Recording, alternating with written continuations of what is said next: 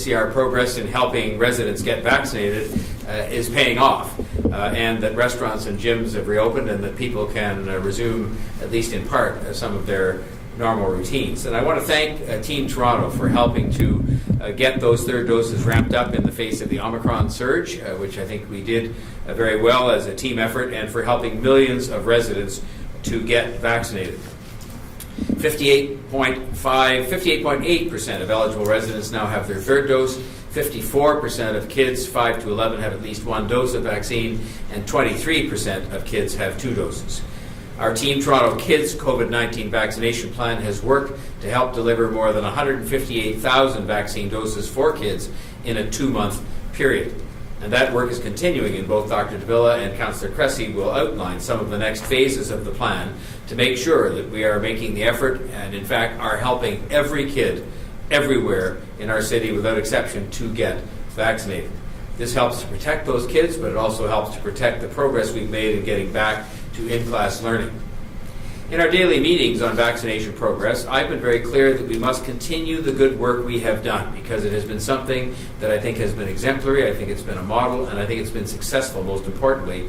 And that's the work we've done with community organizations, with community ambassadors, to help drive up vaccination rates in all areas of the city, and to make sure that we continue to do everything we can as a city, along with our Team Toronto partners, to deliver vaccinations to all neighbourhoods across Toronto.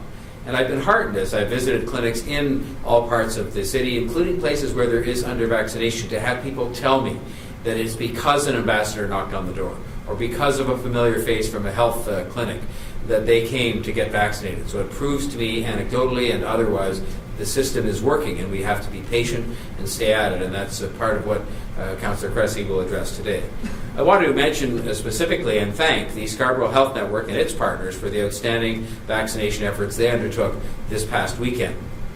More than 5,100 doses of vaccine were administered during Scarborough Health Network's Family Roll Call Vax Weekend. This is great work, and it's another example of teamwork and of taking initiative, focusing on areas that have under-vaccination and getting the job done. And these are the kinds of efforts that are continuing across the city. The pandemic has not slowed down the city's progress in modernizing itself and digitizing service delivery. In fact, in some respects, it has given some renewed impetus to this. While we continue to deliver essential and critical services, we also made many advancements in digitizing a number of city services and providing more self-serve options for people. And this will be something that will last beyond the pandemic as a benefit to people. Last week, we announced the launch of our new 311 mobile app. Today, I'm pleased to announce the launch of My Toronto Pay, which is the city's new digital payments service. This new service offers property owners an online option for paying and managing property tax and utility bills. Today's announcement is another step forward as part of the city's ongoing investment in service improvements to provide residents and businesses with access to services where and how they wish to access them. As part of its service modernization, the city is committed to ensuring service equity, accessibility, privacy, and security, and offering simple and modern digital options that can also lead to more efficient operations on our end. My Toronto Pay provides convenience and flexibility to residents and businesses by providing secure, easy-to-use, and accessible options for making payments. And it also offers many benefits, such as being able to pay your bills in one secure location, scheduling future payments, seeing your transaction history, saving your preferred payment methods, and getting reminders so that you never miss another payment due date. Payments can be made by electronic funds transfer, EFT, for no fee, by Visa or American Express credit cards, where a fee of 2.35% of total payment amount is passed along, or by debit card, a fee of 1.5% of total payment amount. The city partnered with Payit, a leader in digital government service and payment delivery, to launch this digital payment service. This is just the beginning of the journey for My Toronto Pay, with changes and expansion of service options to come in the very near future, more features and payment-related services coming in the coming months. It's also important to note that launching this new service also drives cost savings and efficiencies for the city's operations. City staff estimate a return on investment of $11 million over the first 5 years of this MyPay being available to the residents. I'm incredibly proud of the work that has gone into transforming and improving access to city services despite the pandemic.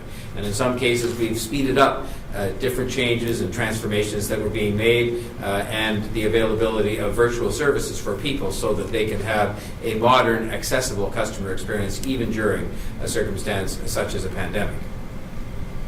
We are making progress in getting through this pandemic together. This is a big week for our city and for our province as we all move forward together to some of the next steps that we all want to take along the way. It is good and welcome progress, especially, of course, for restaurants and other businesses who have been adversely affected by the restrictions. For our restaurants in particular, it is more important than ever that we support them. And that means dining local. We talked in earlier weeks about taking out local, and I think people stepped up to respond to that, and I thank you for that, as I'm sure do the restaurants. Now it is time to continue to take out local, but also where you can and where you're able to do so, to please dine local and support these businesses that are digging themselves out of a hole created over quite a lengthy period of time. Team Toronto worked nonstop throughout the Omicron surge to help people get their third doses so that we could get through this period as quickly as possible and so that we could get back to the progress that we were making, which you'll recall wasn't that long ago, on the reopening. This has ensured the efforts we've made on third doses and everybody getting those numbers up on vaccinations, that the province can move ahead with reopening, which did start yesterday. That is good and welcome news for both people and for businesses. And now we have to continue to move forward and continue to create the conditions that can cause the province to move forward, which starts with vaccination, although it doesn't end there, because it also includes continued respect for public health measures that are in place and just good old-fashioned common sense in terms of dealing with this very transmissible virus. We have to continue to move forward safely and cautiously, but move forward nonetheless. I know people are doing whatever they can to support restaurants and other businesses, and I know that by following public health guidelines, continuing to get the remaining people vaccinated, we will provide further support and further impetus to our moving forward to the days that we all want. As a city, we will continue to do everything we can as a city government to keep supporting restaurants and all businesses, and that is why we are cutting small business property taxes by 15% as part of this year's budget, and why we'll be doing all we can to encourage people through different programs to visit and support local restaurants and to really support our main streets as a whole, including other retail that have also been hard hit by the pandemic. I think that as we go into February, into this month, it is important to maintain that cautious optimism. Optimism, but cautious optimism, safe optimism, that we have made progress and we can continue to make progress if we stay the course. It isn't just a matter of, declaring everything open all of a sudden. It's a matter of staying the course and making gradual but steady progress. I'd now like to invite Dr. Davila to offer her remarks for today. Thank you, Mayor Tory, and good afternoon. We continue to see signs that the Omicron wave is subsiding in Toronto across numerous indicators. Although provincial COVID-19 testing guidelines mean that not everyone can be tested and that case counts are surely higher than what we are able to report, it is nonetheless encouraging to see that the daily average number of cases continues to decline. Over the weekend, Toronto averaged 686 daily cases, which is down from 1,123 the weekend before. Likewise, the number of active outbreaks in healthcare settings has declined from 178 on January 24th to 144 on January 31st. While there are still large numbers of patients with COVID-19 in hospital and in intensive care, new admissions appear to be slowing over the past week. I want to offer my deep gratitude to the healthcare workers, public health staff, and essential workers who have not ceased in their efforts to provide care and support to those in need while working through this very challenging time. These are encouraging developments we're seeing in the indicators of COVID activity, and they are directly attributable to the efforts that Toronto residents have made to to reduce the impact of COVID-19 by getting vaccinated and continuing to follow public health measures as Omicron has surged in our community. To everyone who has stepped up and done their part, thank you. Yesterday, the province removed a number of restrictions as part of its reopening plan. As in-person contacts increase in the coming days and weeks, this gives COVID-19 greater opportunity to spread. So in order to support a successful reopening, we must remain vigilant to protect the progress we've made together. The COVID-19 vaccine remains one of the most effective ways to protect yourself and others. The evidence shows that for those 18 years of age and older, 3 doses of vaccine offers maximum protection against severe outcomes from the highly transmissible Omicron variant. Similarly, vaccination for 5 to 11-year-olds offers important protection for our children, for schools, our families, and our communities. Toronto Public Health and our Team Toronto Kids partners have worked tirelessly for 10 weeks since the vaccine first became available and throughout the Omicron surge.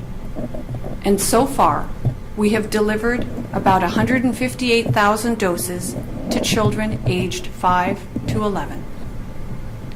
I am especially grateful for the support of Toronto school boards and schools to maximize vaccination and outreach opportunities for school-aged children and youth, parents and guardians, teachers, and essential education workers. Team Toronto has held 436 school-based vaccine clinics since the end of November. This includes the 90 school-based clinics held in the past 2 weeks alone, and there are dozens more planned for the weeks ahead. And as many parents continue to bring their children forward for vaccination, we know that some parents have questions about vaccination and have not arranged to get their children vaccinated just yet. If you are one of these parents, I encourage you to seek out a trusted healthcare provider and get your questions answered. While children are less likely to get really sick from COVID-19, they can still develop serious complications from a COVID-19 infection. Even kids who have really mild initial infections can have long-term effects which can impact multiple parts of the body, including the heart, the lungs, the brain, and the eyes. These are rare, but serious, and can require hospitalization and even an ICU stay. And even if kids don't show symptoms of COVID-19, they can still spread the virus to their family and other people around them. COVID-19 vaccines are safe, effective, and the most closely monitored vaccines in history. In Canada, all vaccines are tracked and monitored for any side effects and their effectiveness. It's normal to have questions about vaccines you're considering for your children. Please speak to a knowledgeable healthcare provider you trust who can help you make decisions about your family's health. At Toronto Public Health, we will continue to work with all of our vaccination, healthcare, and community partners to bring vaccine to children and all others across the city. Finally, as outlined today by the Ontario Science Table, as we move through reopening, we should expect to see some rise in COVID-19 activity, including hospitalizations and ICU admissions.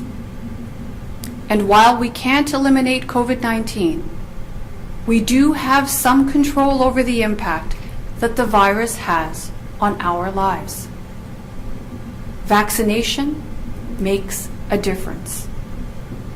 Masking and physical distancing make a difference. Limiting the number of in-person interactions we have and staying home when unwell make a difference. Together, through our focused individual and collective efforts, we can control the spread of COVID-19 and continue to rise to the challenges before us. With that, I'll now turn it over to Councillor Cressy to deliver his remarks. Well, thank you, Mayor Tory and Dr. Davila. Today, I'd like to tell you a little bit more about our Team Toronto Kids 5 to 11-year-old vaccine campaign. 10 weeks ago today, we administered the first pediatric vaccine in Canada.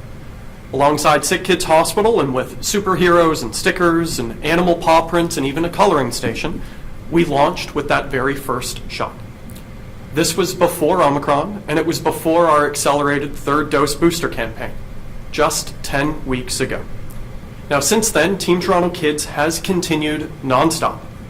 And just like our overall vaccination campaign, which is now over 90% for first doses for those over the age of 12, Team Toronto Kids is a marathon at a sprinting pace. And to carry on that analogy, with 5 to 11-year-olds, we've passed the halfway mark. Now, in the last 10 weeks, as Dr. Davila noted, Team Toronto has administered 158,000 doses of vaccines to kids 5 to 11 years old. 54% of 5 to 11-year-olds have their first dose and 23% have their second. Our multi-pronged clinic model has included city-run mass immunization clinics, hospital clinics, pharmacies, family doctors, and school clinics. And thus far, a little more than 50% of the kids' doses have been administered at mass immunization clinics.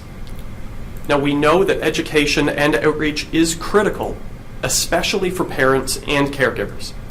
To that end, thus far, we've hosted 140 webinars for parents and caregivers, 2 telephone town halls for 101,000 participants, and our partners at Sick Kids have held more than 1,100 individual consultations with parents and caregivers.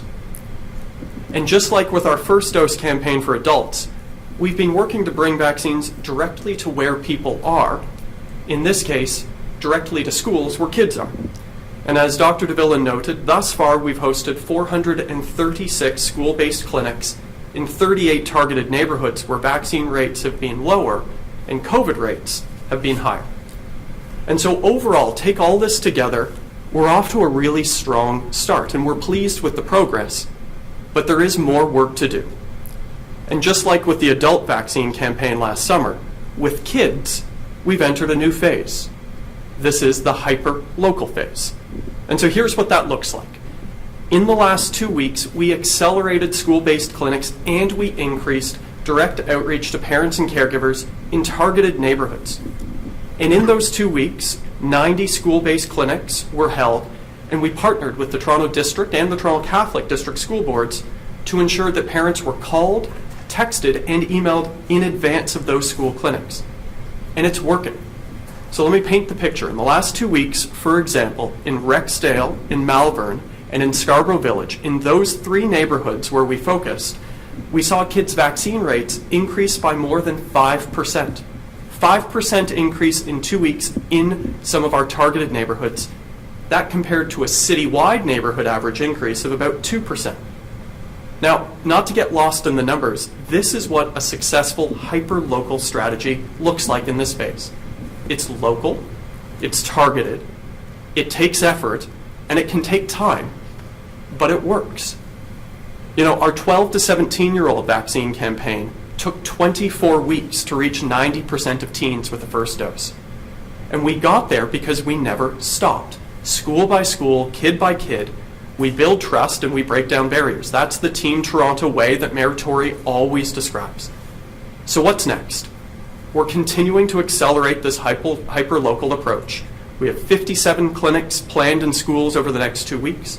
We're continuing to scale up outreach to parents in targeted neighborhoods, working really closely with the school boards. And we're building off the success of recent big events we held, like Vax the Northwest and the Family Roll Call Weekend in Scarborough with Scarborough Health Network, with planning underway for more big events throughout February. And so let me close with this message. I remember at the 10-week mark of the adult vaccination campaign last spring. At that time, nearly everybody told us we couldn't possibly reach 90% vaccine uptake in a city like ours. But we did it because Torontonians stepped up. In a city with 3 million people, with 200 different ethnocultural groups, where 180 languages are spoken, Torontonians rallied together to protect each other. It truly has been an incredible act of unity. And just like that adult campaign, Team Toronto Kids will get there. This is a marathon, and we have the tools, we have the team, we have the plan to reach every kid everywhere, and we're going to continue to do just that. With that, I'll turn the floor over to Lavin to open it up for questions. Thank you. We will now take questions from the media. As a reminder, it's one question, one follow-up. We will unmute you when it's your turn. We do also have staff on the line from Transportation, Solid Waste Management, Shelter Support and Housing, Technology Services, and Revenue Services if you do have any specific questions. First up, we have Felipe from Radio Canada. Go ahead. Hi, my question is for Mayor Tory. So City Council will be voting tomorrow on a motion asking the province to implement a speculation tax and a home flipping tax. So do you think that these policies would actually help cool off the housing market?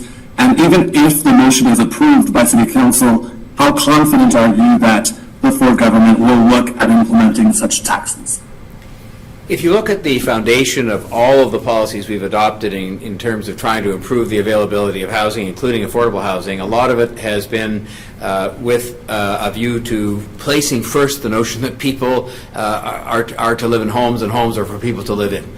And so I think that these kinds of measures, and we're asking the province through this motion to consider a speculation tax of this kind and these kinds of measures, because we believe that it's all hands on deck in terms of taking that fundamental premise, which is that homes are for people to live in, and making sure you can place that at the top of the priority list. Homes are for people to invest in as well, but you can never let the financial aspects of this surpass the obligation that we have to find more homes for more people to live in, hopefully as affordably as possible. So it is something that I think is a worthwhile signal for us to send as a city council, given the challenge we face in terms of finding housing for people in our city.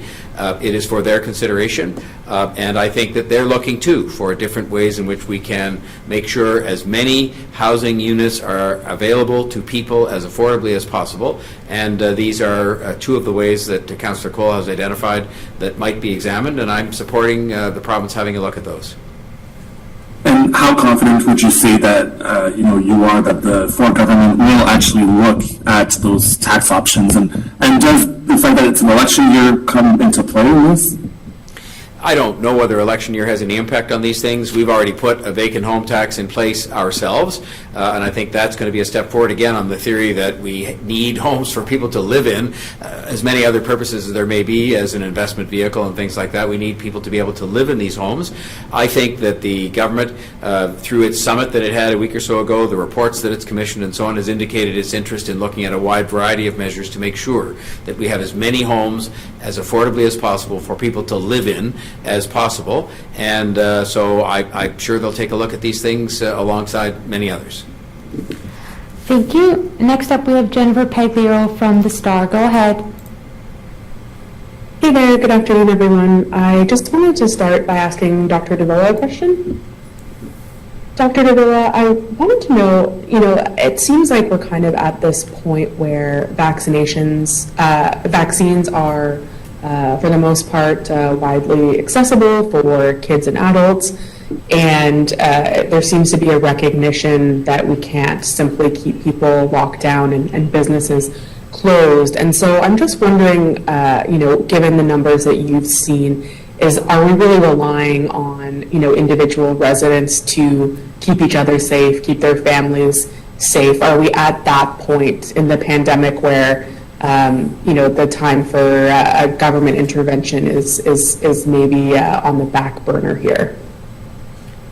Jennifer, that's an interesting question. Let me see how best I can provide you with a response. I would say that you'll have noted throughout the course of the entire pandemic that we've had to adjust and change our responses along with changing circumstances.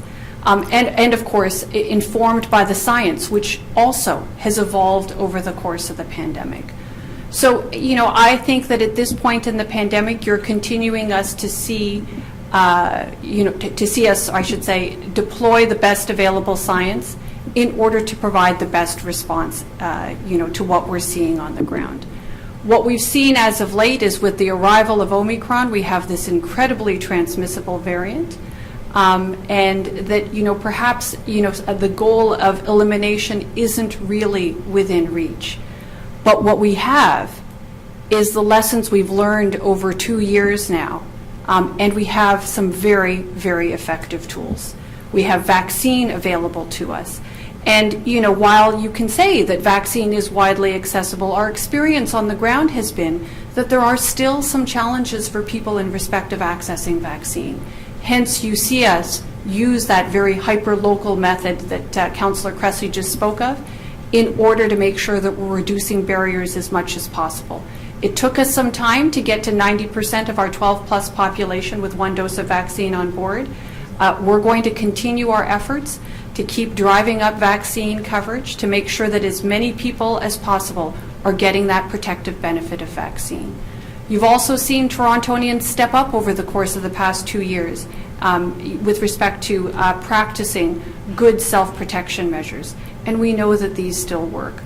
So as far as I'm concerned, we do know that there are tools we have in our toolkit. I think it's beholden on all of us to use the tools as best we can. And to my mind, it's a combination of both individual and collective efforts that have gotten us this far. And I think it's going to be the combination of those two kinds of efforts that will continue to see us well into the future. And just given the numbers you've seen, I know you said, I believe last week, that it was difficult to say whether we've seen Omicron peak at this point. There's some new numbers out today, new data available to you this week. Would it be fair to say that the worst of this wave is behind us, acknowledging obviously that reopening brings some risk of increase, but hopefully not a substantial amount? Well, Jen, I think you've hit the nail exactly on the head. We've certainly seen positive indications of declining COVID activity, as I've discussed today in the remarks. Hence, I've described my feeling of cautious optimism. We have reason to be optimistic because our indicators are moving in the right direction. But just as you mentioned, with reopening, there is more opportunity for COVID spread to happen within the community. The good news is we have really effective tools available for us to use. So whether we're talking about vaccination or we're talking about the use of self-protection measures, things like masking, physical distancing, ventilation, all the things that we know actually make a difference to reduce the spread of COVID-19, those in combination with vaccination are the kinds of things we need to continue to do in order to see our progress be sustained and maintained for the long haul. Councillor Cressy, I believe you have something to add to that? Well, Jennifer, I just wanted to add that Eileen spoke of cautious optimism, and I think the reason for the most significant optimism remains vaccines. The vaccines have proven to be effective in protecting against harm from the Omicron variant, and the reason to be optimistic beyond that is that Torontonians continue to step up to do their part to protect themselves and each other with vaccines.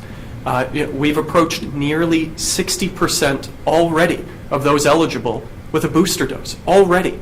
And that's in addition to over 90% of those over the age of 12 having already got their first dose. And so that's a reason for profound optimism, because Torontonians have done their part, and because of that, I think the path forward is a safer one. And so we should all be optimistic for that reason. Okay, that's it for today, everybody. Thank you and have a great rest of your week.